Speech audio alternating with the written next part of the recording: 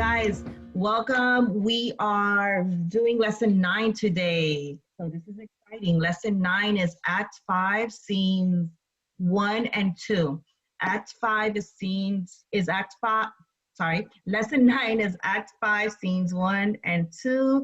Again, welcome and thank you for joining me. We are reading this with the permission of Simon and Schuster. And without further ado, here we go. My dreams presage some joyful news at hand. My bosom's lord sits lightly in his throne, and all this day an unaccustomed spirit lifts me above the ground with cheerful thoughts. I dreamt my lady came and found me dead. Strange dream that gives a dead man leave to think, and breathed such life with kisses in my lips that I revived and was an emperor. Ah, me! How sweet is love itself possessed, when but love's shadows are so rich in joy.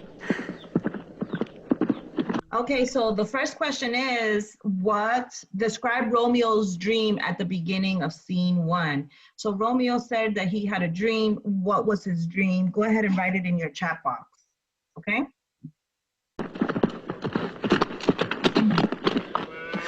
News from Verona! How now, Balthazar? Dost thou not bring me letters from the friar? How doth my lady? Is my father well? How doth my Juliet? That I ask again, for nothing can be ill if she be well. Okay, so let's listen to all of this now, because remember that the friar was supposed to send word to Romeo to let Romeo know what the plan was, right? But the dad moved up the wedding, right? So now everything is happening a day earlier. So before the friar has sent word, now Juliet is dead. And here comes Balthazar. That's an important name, Balthazar, don't forget it. Romeo's servant, he's coming to Romeo and he's going to tell him the news, right? And if you said for the previous question that he dreamt that he was dead and that Juliet found him, you're absolutely correct. This is, of course, weird because we know what's about to happen, right? What's going to happen soon. Then she is well, and nothing can be ill. Her body sleeps in Capel's monument, and her immortal part with angels lives. I saw her, laid low in her kindred's vault, and presently took post to tell it you. Oh, pardon me for bringing these ill news, since you did leave it for my office, sir. Is it e'en so? Then I deny you, stars. Thou knowest my lodging. Get me ink and paper and hire post horses. I will hence tonight. I do. All right, so the next question is, who brings the news from Verona, and what is the news that this person brings? Go ahead and write that in your chat box and we'll move on. Beseech you, sir, have patience. Your looks are pale and wild, and do import some misadventure. Tush, thou art deceived! Leave me, and do the thing I bid thee do. Hast thou no letters to me from the friar? No, my good lord.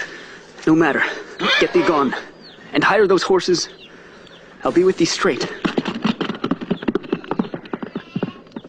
Well, Juliet, I will lie with thee tonight. Let's see for means. Oh, mischief, thou art swift to enter in the thoughts of desperate men. I do remember an apothecary, and hereabouts he dwells, which late I noted in tattered weeds with overwhelming brows, culling of simples. Meager were his looks. Okay, so Romeo, right away Romeo finds out Juliet is dead, and the first place he goes to is he says, well, I will lie with thee tonight. In other words, I will kill myself tonight. And he says he remembers an apothecary. And if you don't know the word, just by using context clues, what do you think an apothecary is? Go ahead and write that in your chat box. What is an apothecary? Sharp misery had worn him to the bones, and in his needy shop a tortoise hung, an alligator stuffed, and other skins of ill-shaped fishes, And about his shelves a beggarly account of empty boxes, green earthen pots, bladders and musty seeds. Remnants of packthread and old cakes of roses were thinly scattered. Okay, so an apothecary is like a pharmacist, right? He's a person who gives out potions, and Romeo is saying weird, odd things that he has noticed in the apothecary shop. And the question here is, write down 3 odd things Romeo noticed in the apothecary shop, okay? And I'll give you the first one. And in his needy shop, a tortoise hung. So he noticed there was a tortoise hanging from the wall, right? So that's the first one. Go ahead. What else is strange in the apothecary shop? To make up a show. Noting this penury to myself, I said, and if a man did need a poison now, whose sale is present death in Mantua, here lives a caitiff wretch would sell it him. Oh, this same thought did but forerun my need. And this same needy man must sell it me. As I remember, this should be the house. Being holiday, the beggar shop is shut. What ho, apothecary! Who calls so loud? Come hither, man. I see that thou art poor. Hold. There is 40 ducats. Let me have a dram of poison. Okay, so in the apothecary shop, Romeo sees that there is a tortoise hung, right? He sees a stuffed alligator. He sees other skins of ill-shaped fishes about the shelves. So he sees like just pots and seeds, and absolutely correct. So he sees a bunch of like weird things in the apothecary shop. And now it is difficult to get poison in Mantua. Why is it difficult to get poison in Mantua? Go ahead and write that in your chat box. And line 50 and 51 tells you exactly why. It says, and if a man did need a poison now, whose sale is present death in Mantua. So go ahead, why is there, it is illegal to buy poison in Mantua. That is absolutely correct. But Romeo feels that he can get some poison from this apothecary. And why do you think that Romeo thinks that this apothecary will sell him some poison if he needed some? Go ahead and write that in your chat box. And Romeo says that the apothecary looks like he's kind of starving to death, right? So the apothecary he's in very bad condition, and he looks like he's starving anyways. And so if Romeo were to offer him a little bit of money, the apothecary would comply and give him the poison. Okay, that's the last question for this particular scene. Let's continue. Such soon speeding gears will disperse itself through all the veins, that the life-weary taker may fall dead, and that the trunk may be discharged of breath as violently as hasty powder fired doth hurry from the fatal cannon's womb. Such mortal drugs I have, but Mantua's law is death to any he that utters them. Art thou so bare and full of wretchedness and fearest to die? Famine is in thy cheeks. Need and oppression starveth in thy eyes. Contempt and beggary hangs upon thy back. The world is not thy friend, nor the world's law.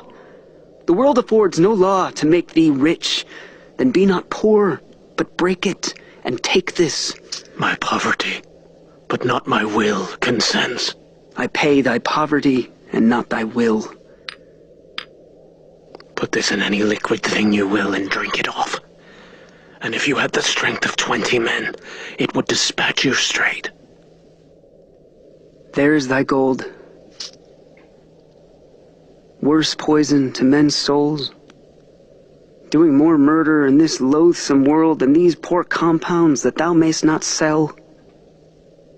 I sell thee poison. Thou hast sold me none. Farewell. Buy food and get thyself in flesh. Come, cordial and not poison. Go with me to Juliet's grave. there must I use thee.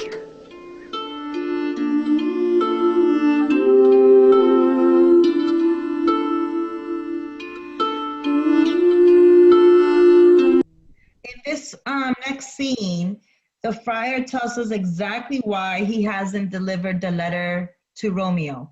And so I want you to listen for that. So listen to why the friar, what's his excuse for not getting Romeo the letter that he needs in order to know what's actually happening. Because Romeo, now it's gone really bad. You know, Juliet's pretending to be dead. She's waiting for Romeo to come and rescue her. But Romeo thinks she's really dead now, and he just finished buying real poison. So now it's just like, you know, going bad. And it's all because Romeo did not get that letter. So now why does the friar say he was not able to get Romeo the letter? Let's listen.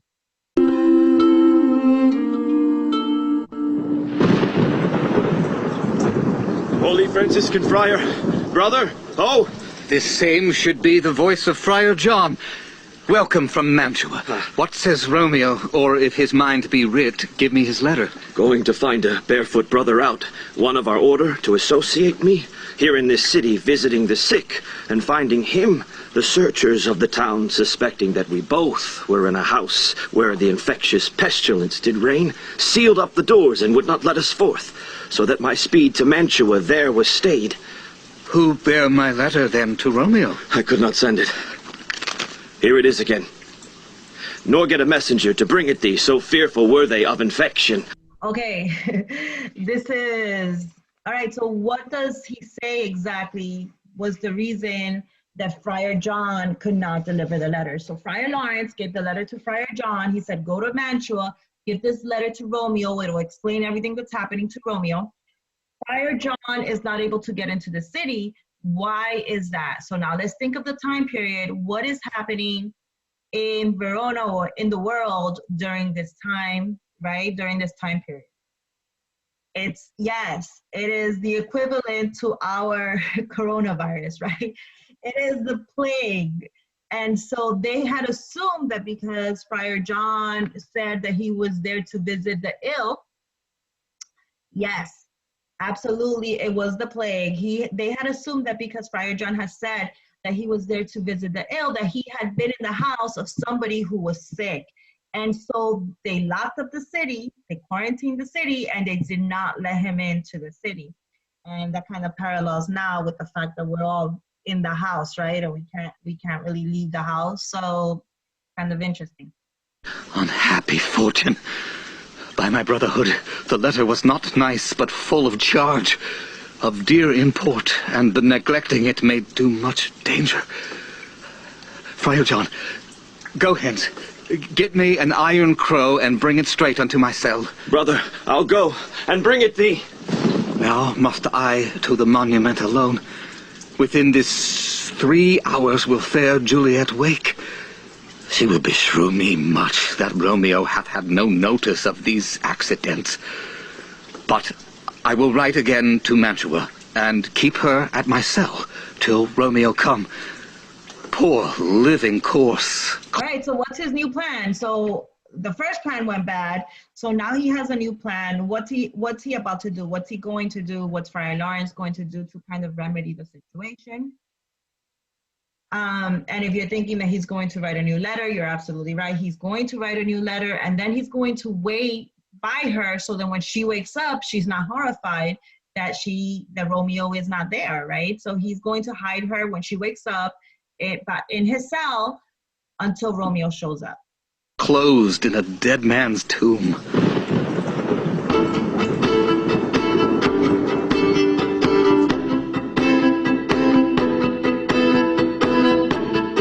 All right, guys, that is the end of Act 5, Scenes 1 and 2.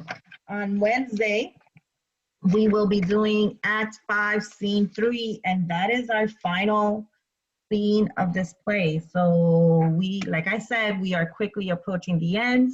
Today, you'll be able to answer your discussion questions.